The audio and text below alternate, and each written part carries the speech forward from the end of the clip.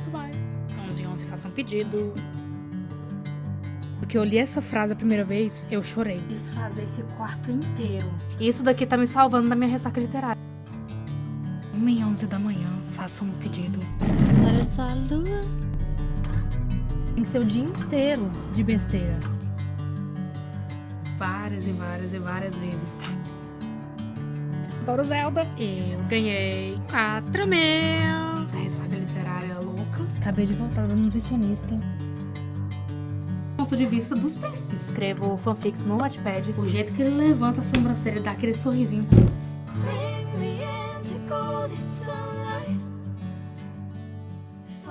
Bom dia, vlog. Já coloquei aqui meu pão fresquinho. Vou colocar água aqui também. 11h11, faça um pedido. E os vlogs me alcançaram. Eu tava com os vlogs todos adiantados, com semanas de diferença um do outro. E é agora que eu peguei aquela mania de vou emendar uma semana na outra, vou ficar mais tranquilo numa semana, que eu posso gravar na outra. Pois é, as semanas foram acumulando e agora o vlog da semana tem que ser postado ali. Tô atrasada.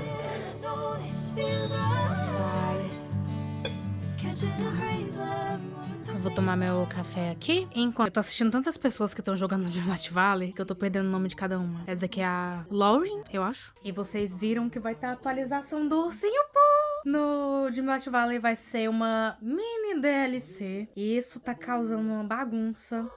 Porque as pessoas estão falando que o Moonlight Valley tá virando o The Sims, que cada coisa agora é pago, porque a gente já tem aquela loja que a gente tem que gastar Moonstone. Moonstone, se você não fizer o desafio semanal daquela fotinha, você tem que gastar dinheiro de verdade. Ele já tem algumas DLCs, ele tem 3. Agora, além dessas DLCs, a gente tá sendo introduzido por essa do Ursinho Pooh. E aí a desculpa deles pra fazer isso é que a história daqueles personagens não cabe dentro do mundo. Aí a minha lógica se não cabe, pra que você tá trazendo? É mais um motivo pra falar que é desnecessário. Mas vai ser dia 8 de julho. Vai ser um mundo com 4 biomas e 3 personagens. O Ursinho Pooh, aquele burrinho e aquele rosinha, o Piglet. Você acredita que eu nunca assisti o Ursinho Pooh? Aí tá essa bagunça entre a comunidade, tá bem dividida. As pessoas que estão gostando e as pessoas que estão chateadas por ser mais uma coisa paga. Eu tava editando o vlog aqui pra vocês, só que o programa fechou. Sumiu tudo que eu tinha editado. Essa é a minha deixa pra parar o trabalho de hoje e procurar um almoço, que já são 1h15.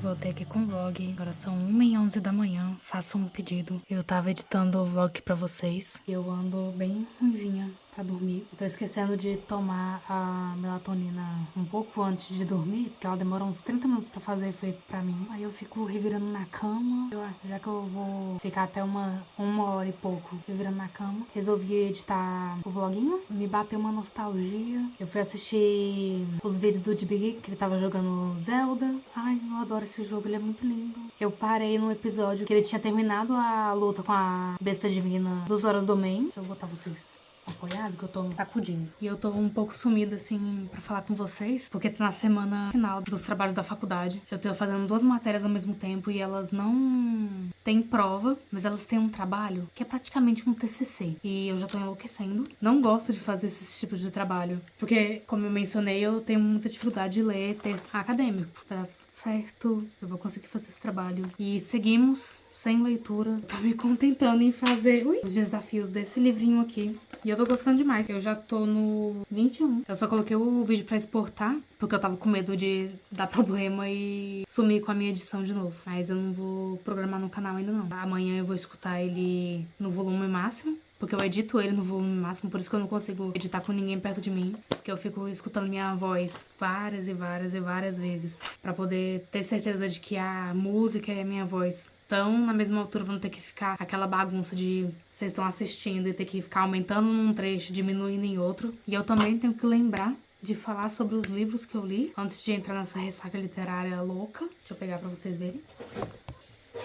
Que foram esses dois aqui. Esse daqui é o segundo, O Príncipe dos Pesadelos, e esse daqui é o terceiro, O Príncipe da Meia-Noite. E eles fazem parte da coleção dos príncipes da Disney. O primeiro livro, ele era do príncipe Eric, Príncipe do Mar, se eu não me engano o nome dele. Eu vou deixar a fotinha pra vocês verem. Eu acho que eu já tinha parado com o canal quando eu li esse livro. Mas eu tô amando demais essa série. Ele é uma releitura dos contos de fadas tradicionais, só que do ponto de vista dos príncipes. E eu tô torcendo pro próximo desse daqui ser sobre a Bela e a Fera. Quando eu terminei de ler cada um, eu fui assistir o filme pra fazer essa ligação entre a história original e a releitura. E, gente, o Príncipe Encantado, no terceiro filme da Cinderela, eu não lembrava que ele era daquele jeito. O olhar que ele dá pra Cinderela quando eles estão no altar e o padre pergunta se ela quer casar com um príncipe e ela fica calada pensando, o jeito que ele levanta a sobrancelha e dá aquele sorrisinho. Cara, perfeito, viu? Daqui a pouco pra vocês, né? Eu conto sobre o que é essas duas narrativas aqui. Porque eu acabei esquecendo. Porque eu fiquei tão chateada com aquele negócio que aconteceu comigo na leitura. Eu fiquei meio assim com as minhas leituras. E é isso que me trouxe a ressaca literária. Eu tava pensando, eu só vou na leitura de novo quando aquele negócio da Copa acabar e voltar à paz que tinha antes. Terminou de exportar aqui. Fechar tudo aqui. Trabalhinho encerrado por hoje.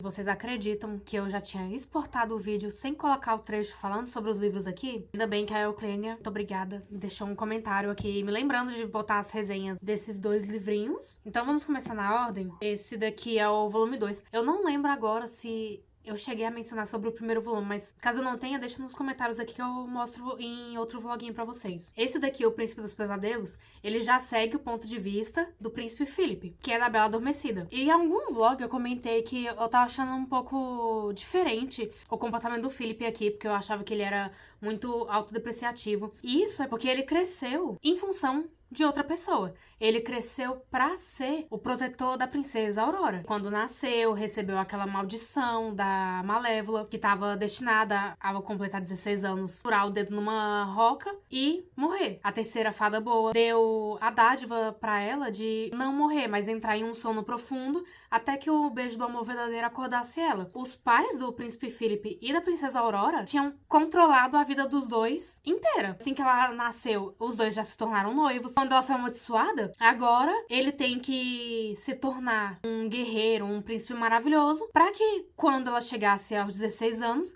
ele pudesse burlar essa maldição. Só que a questão das maldições é que elas encontram uma forma de se tornarem realidade. Não importa o quanto você tente lutar contra isso. E isso se prova ainda mais verdade pela fada boa não ter conseguido falar assim, essa maldição tá anulada. Não, ela só deu um jeitinho de burlar a morte da Aurora, fazendo com que ela dormisse e dando uma forma de ela acordar depois. Então, o Philip, ele passou a vida dele inteira treinando pra ser o protetor, queria tentar burlar essa maldição, só que a questão, ele não achava que esse amor verdadeiro seria ele. E isso se dava ainda mais porque desde a infância ele tinha sonhos recorrentes com a voz de uma menina. E aí, à medida que ele foi crescendo, essa voz também foi envelhecendo junto com ele. Ele nunca conseguia botar um rosto nessa voz que ele escutava. E ele ressentia demais essa presença que estava constante nos sonhos dele, porque ele queria, pelo menos no subconsciente dele, ter um momento de paz. Porque isso ele não conseguia ter ali na vida real dele. Porque ele estava em constante treinamento. Estava tendo que lidar com o julgamento do próprio pai. E uma vez, quando ele foi participar de uma prova de ser um cavaleiro real, ele viu que ele nunca seria o suficiente pro pai dele. Então ele abandonou aquele treinamento. Porque ele se sentia muito julgado, ele se sentia muito indigno. Ele se sentia impotência a respeito da própria vida. Quando foi se aproximando o aniversário da princesa Aurora, partiu em uma aventura. Só que essa aventura era ele tentando fugir da responsabilidade que ele sabia que teria que assumir assim que a princesa Aurora completasse 16 anos. Então ele tava viajando, tava tomando a rota mais longa possível, e uma noite que ele tava apostando, que ele apostava demais, entrou alguns ladrões e roubaram o dinheiro de todo mundo. Eles levaram uma pessoa como refém. Então ele teve que agir, ele tava desarmado. Durante a luta, veio um vento assim do além que conseguiu abater os ladrões. E um pensamento lá no fundinho da cabeça dele é que talvez ele tivesse magia. Isso se mostrou verdade quando apareceram 3 fadas dispostas a treinar ele dentro dessa magia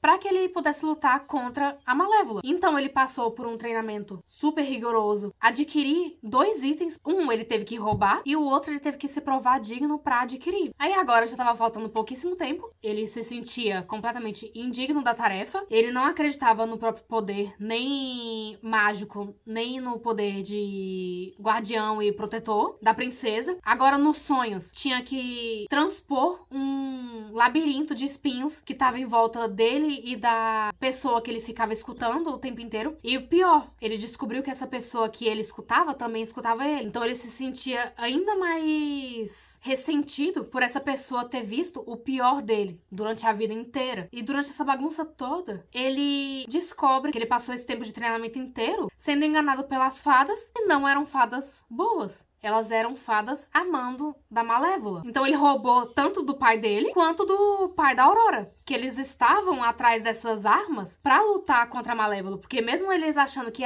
talvez a maldição nunca se concretize, eles estavam agindo pra, caso ela se concretizasse, eles tivessem armas suficientes pra lutar contra a Malévola. Ele teve que roubar de volta o escudo e a espada que estavam com as fadas e encontrar os 2 reis a tempo de se desculpar pelo que ele tinha feito. E enquanto ele tava na floresta, ele encontra a menina dos sonhos dele. Foi você. Um sonho tão lindo que eu sonhei. Fazem aquela promessa de que eles vão se encontrar de noite, só que o corvo da Malévola encontra a cabana das 3 fadas boas e aí ela é levada pro castelo antes da hora. E aí quando ele volta pra trás pra encontrar a Rosa, que ele encontra os capangas da Malévola e que ele percebe que a Rosa é a Aurora e que a coitada cresceu não sabendo quem ela era, que ela era uma princesa, não sabendo que ela tava amaldiçoada, ele descobre através da Malévola, através da fala dela, que o destino, ele encontrou uma forma dos 2 manterem contato, dos 2 se conhecerem, dos 2 se apaixonarem, que foi através dos sonhos, dessa conexão que eles tinham desde a infância. E aí o Philip, ele consegue fugir com a ajuda de uma das fadas que enganaram ele, e aí ele luta com a Malévola. Quando ele chega no reino, ele descobre que a maldição já aconteceu, que a princesa picou o dedo no fuso da roca, e quando ele vê que a Rosa é realmente a Aurora, ele fica paralisado, porque ele pensa, gente, tenho que encontrar o amor verdadeiro dela, porque não sou eu. Vai lá, beija ela, não acontece nada, fica pensando, realmente, eu não sou digno nem disso. Só que aí vai passando um tempinho, e aí ela acorda, podem finalmente ter uma conversa sem ser através de uma barreira. Essa história, eu amei demais. E casou muito bem, assim, com aquela cena da música, quando eles estão dançando, quando eles estão cantando. Essa conexão que eles têm de que eles se conhecem, então é um sentimento bem conflituoso que ele teve no início, por conta do ressentimento que ele tinha da princesa, porque ele tava à sombra dela. Eu achei muito legal, eu gostei bastante, não deixa nada a desejar. Agora, vamos passar pro 3º volume, que é O Príncipe da Meia-Noite, que é o ponto de vista do Príncipe Encantado. Eu não sabia que ele tinha nome. O nome dele é Augusto de Charmant. Fiquei muito surpresa por descobrir que o Príncipe Encantado e a Cinderela, eles são amigos de infância. Só que ela não sabe que ele é um príncipe. Ele e a família dele passavam as férias de verão na cidade dela, que era uma cidade que pertencia ao reino do pai, do Augusto, que era a cidade de nascimento da mãe dele. Só que essa cidade, de feliz, ela passou por uma lembrança ruim quando a mãe do Augusto faleceu e foi enterrada nessa cidade. E eles tinham um costume de pegar algum objeto que fosse importante para a pessoa que faleceu ou que fosse uma herança e deixasse numa estátua que tinha na entrada do cemitério, que era chamado de guardião. A estátua tinha tudo, ela tinha bracelete, ela tinha relógio, tinha colar, tinha charpe, tinha roupa. E aí, com a ajuda da Cinderela, ele conseguiu se desfazer de uma pulseira que a mãe dele tinha dado pra ele com o intuito de ele entregar isso como presente para a futura esposa dele. Após a morte da mãe do Augusto, ele não quis mais voltar para a cidade. Tanto ele quanto a Cinderela trocavam cartas regularmente. Essas cartas foram se tornando esparsas à medida que a vida da Cinderela foi mudando. Porque aí o pai dela achava que ele precisava encontrar uma pessoa pra cuidar da Cinderela, pra ser uma nova mãe pra ela, porque ele achava que ele não era o suficiente. A menina precisava ter essa experiência de ter uma família completa. Então ela narrou durante as cartas pro Augusto o pai dela encontrando alguém, essa pessoa sendo gentil com ela, falou sobre as 2 filhas que a mulher tinha, sobre o gato, sobre o cachorro que o pai da Cinderela tinha dado pra ela, de aniversário, inevitavelmente sobre a morte do pai dela durante uma viagem, e aí que agora não tinha tanto tempo pra se corresponder com ele por cartas, porque ela passou a assumir muitas responsabilidades, porque, segundo a madrasta dela, eles estavam praticamente falidos. A Cinderela passou a administrar a casa, eles tiveram que demitir os empregados e a Cinderela teve que arcar com essas funções. E aí o Augusto sempre falava, as suas irmãs estão te ajudando, né? A sua madrasta tá te ajudando. E ela falava, não, elas estão fazendo o que elas conseguem. E eu tô fazendo a minha parte. Como o Augusto tava achando muito estranho essa relação entre elas, ele não achava que as meninas estavam fazendo o suficiente, que a madrasta tava ajudando a Cinderela o suficiente, que ela tava sendo sobrecarregada. E aí eles começaram a brigar, porque ela achava que ele tava sendo injusto. O Augusto achava que a Cinderela tava sendo uma trouxa por fazer tudo que a madrasta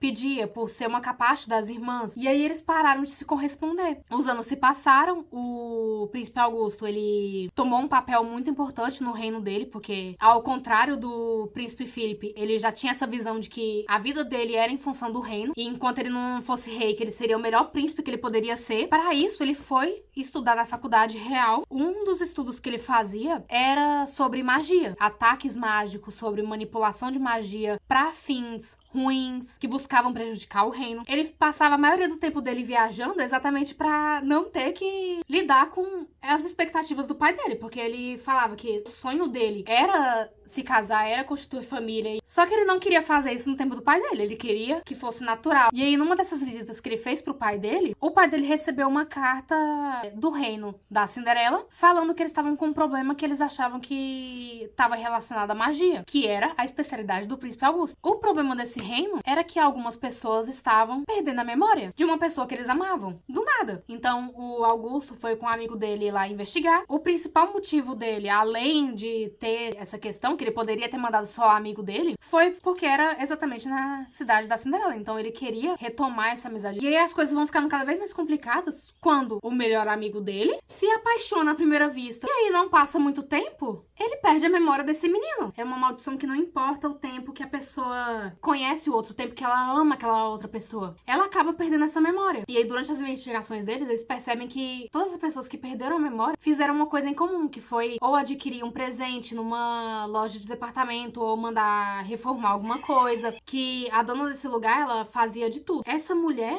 tava comprando objetos roubados. E eles só descobriram isso porque um dos objetos, tanto o príncipe Augusto quanto a Cinderela reconheceram do guardião do cemitério. Foram visitar o cemitério pra ver se tinha sumido mais alguma coisa. O guardião tava completamente depenado. E aí ele fica transtornado, porque durante esse tempo que ele tinha se reconectado com a Cinderela, ele já tava com aquela ânsia de que ele queria dar aquele bracelete pra ela, de que ele ia falar pra ela que gostava dela. Quando ele pensou que não, a Cinderela perdeu a memória que ela tinha dele. E foi bem na hora que eles conseguiram unir todas as provas pra descobrir quem tava por trás de tudo. O Augusto deixou o amigo dele pra trás pra ficar de olho na Cinderela. E aí ele voltou pro castelo pra poder abrir um baú que tava com o restante das joias e dos objetos que pertenciam à estátua. Porque essa estátua, ela tinha adquirido todos os sentimentos das pessoas que deixavam os objetos ali. E aí essa magia que tinha sobrado extravasou, manifestando essa perda de memória. Quando ele foi pro castelo do pai dele pra achar uma pessoa pra abrir o baú, com a intenção de voltar no dia seguinte pra devolver as joias pra estátua, pra ver se isso aplacava essa maldição, ele dormiu e no dia seguinte, quando ele acordou, a única coisa que ele tinha em mente era abrir o baú, só que ele não tava com aquela urgência de voltar, porque ele já tinha se esquecido do amor verdadeiro dele. O pai dele tinha estipulado um prazo pro filho dele voltar, né? Porque ele tinha organizado um baile, que já que o filho dele falou que não tinha encontrado ainda o amor da vida dele, que ele tinha convidado todas as mulheres elegíveis do reino inteiro pra ele conhecer no baile. E aí tem aquela cena maravilhosa da Cinderela aparecendo e ele largando todas as mulheres que ele tava sendo apresentado pra ir dançar com a Cinderela. Quando eles chegam na fonte, que estão prestes a se beijar, o relógio toca, dá meia-noite, ela foge, larga o sapatinho, o Granduque fica com a função de encontrar a dona do sapatinho. Só que aí o príncipe, ele não pode ir com o Granduque nessa missão, porque ele fala assim, gente, pra que eu vou fazer todas as mulheres do reino experimentar o sapatinho? Eu sei com quem eu dancei. Eu vou encontrar ela, mas primeiro eu tenho que voltar na cidade lá que tava com perda de memória, de que ele tem que conversar com a madrasta da Cinderela, porque o nome dela tava nas fichas de venda. A madrasta que tava roubando as joias, ele invadiu a casa da Cinderela, só que ele não tava entendendo porque que ele lembrava de que a chave estava num lugar específico, de onde o escritório ficava, qual degrau que ele não podia pisar porque fazia barulho. Ele viu o Granduque chegando, experimentando sapatinhos nas duas meninas. Ele viu a Cinderela correndo a escada abaixo, pedindo pra experimentar o sapatinho também. E ele percebe que é a moça com quem ele tava dançando. E aí ele fica só naquela função de observador, vendo o sapatinho sendo quebrado e a Cinderela aparecendo com o outro. Quando a madrasta tenta falar que a Cinderela roubou o negócio, ele confronta a madrasta, fala de tudo que ela tinha roubado da cidade, que ele não precisava da prova do sapatinho, porque ele sabia que a Cinderela era a pessoa com quem ele tinha dançado. Quando eles reconhecem esse amor um no outro, a maldição da cidade inteira se desfaz. E aí a fada madrinha da Cinderela aparece contar pro Augusto que a magia se manifestou daquela forma, na forma de esquecimento numa pessoa amada, porque ela estava extravasando um pedido que o príncipe Augusto tinha feito quando ele colocou a pulseira na estátua, porque ele queria esquecer a dor de perder alguém muito querido. E aí, como esse objeto foi roubado, essa magia se extravasou de uma maneira negativa também, fazendo os outros esquecerem uma pessoa muito amada. Mas é essa a narrativa. Agora continuem com o vlog. Jennifer do futuro saindo. Eu ganhei 4.000. Essa daqui foi a minha foto.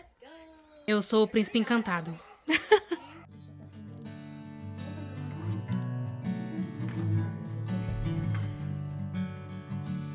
Nossa, o céu tá muito bonito, tá rosinha.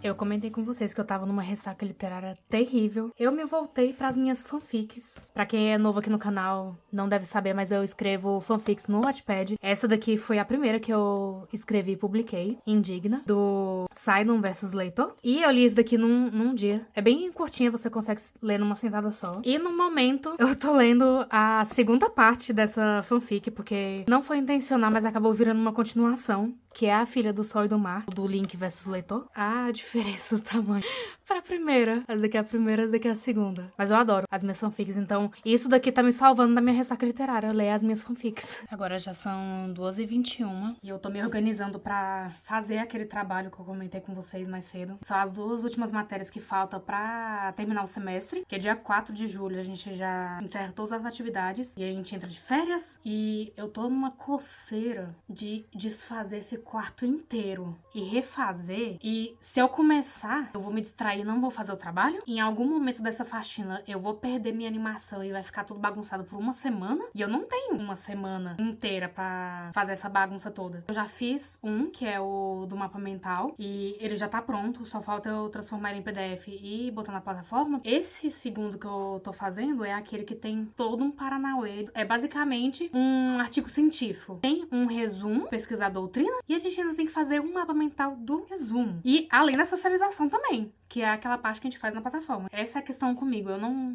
sou o tipo de pessoa que aguento ficar fazendo um pouquinho por dia. Ou eu faço tudo num dia só, ou eu fico procrastinando até que o tempo me dê essa inspiração repentina. Aí, com isso fora do caminho, eu já consigo me dedicar ao meu espaço. Que uma de vocês me deixou um comentário pedindo pra eu fazer um tour aqui pelo meu quarto. Eu quero fazer um tour renovado porque eu mudei os móveis de lugar. Aqui onde tá a minha mesa, ficava a televisão. O sofá ficava aqui nessa parede atrás de mim. E na minha resposta a esse comentário, eu falei que eu queria colocar um quadro aqui atrás nessa parede branca, porque não tem nada e isso me incomoda demais, como se não tivesse finalizado. O quadro que eu quero colocar aqui atrás é o mapa de Zelda que vem nesse livrinho aqui. Deixa eu mostrar pra vocês que tem muitos anos que eu ganhei esse livro. Como tem muita gente chegando, talvez não tenha visto. Deixa eu mostrar aqui no sofá, porque esse livro é muito grande e ele não cabe lá na minha mesa. Essa é a edição de colecionador de Breath of the Wild. Ele vem o box. Aqui, nesse compartimento, nós temos uma Spirit Orb, que é a nossa recompensa dentro do jogo. É um orbzinho transparente.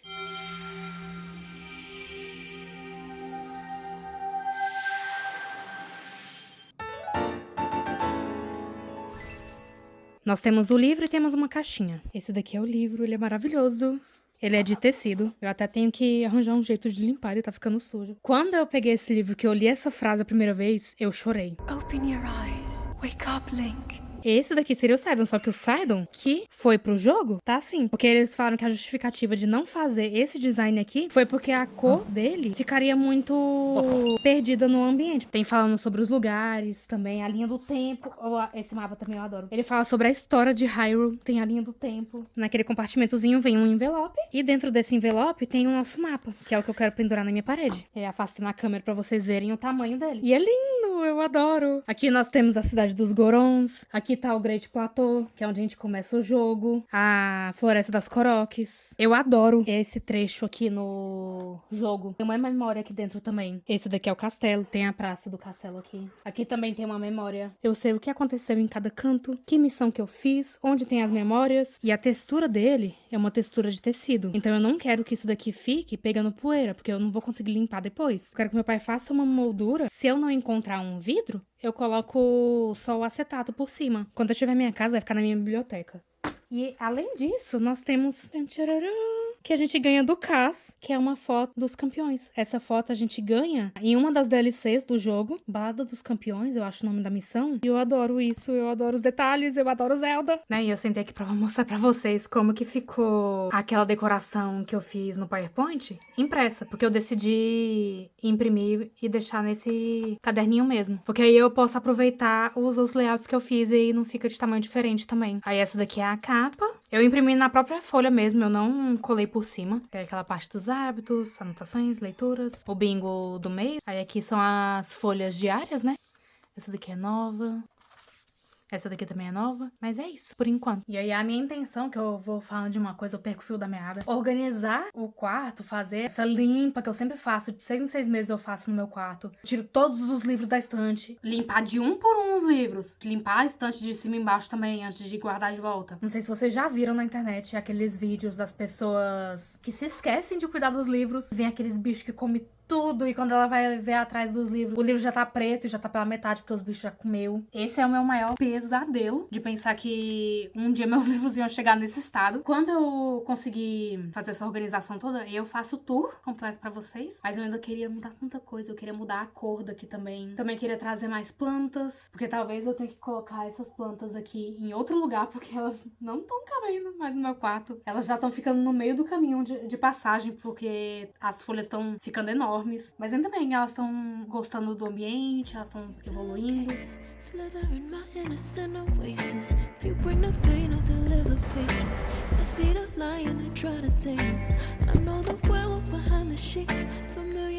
Vou ter que ir com o vlog, eu tô assistindo a aula que eu perdi, onde ela tava explicando como preenche esse modelinho aqui. Tô com o meu modelinho aqui do lado pra trocar as informações de acordo com a notícia que eu peguei, que foi essa daqui. E eu tô aqui no sofá. Já peguei meu salgadinho aqui pra ir beliscando. Eu tô com um bloqueio de ficar nessa mesa, eu não consigo fazer nada na mesa. Quando eu sento, eu já tenho vontade de levantar e ir pra qualquer outro lugar, menos ficar sentado ali. Coisa mais esquisita do mundo. Vou fazer uma pausa, que eu já tô há algum tempo fazendo isso daqui. Hoje eu termino pelo menos a parte básica. Pra amanhã eu só ler de novo, revisar e já postar na plataforma, e esse semestre tá pago. Eu não aguento mais.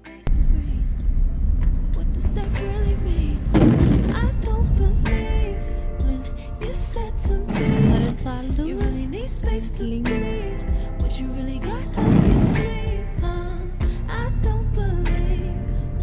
Bom dia, vlog, com esse céu maravilhoso. Nossa, eu filmei pra vocês a lua, tanto que tava linda, né? E ontem foi lua rosa, se eu não me engano. Tem que correr. Tô nutricionista hoje de manhã. Só foi deixar minha mãe no serviço, vou tomar banho, colocar o lookinho pra ela poder tirar as medidas. Arrueira.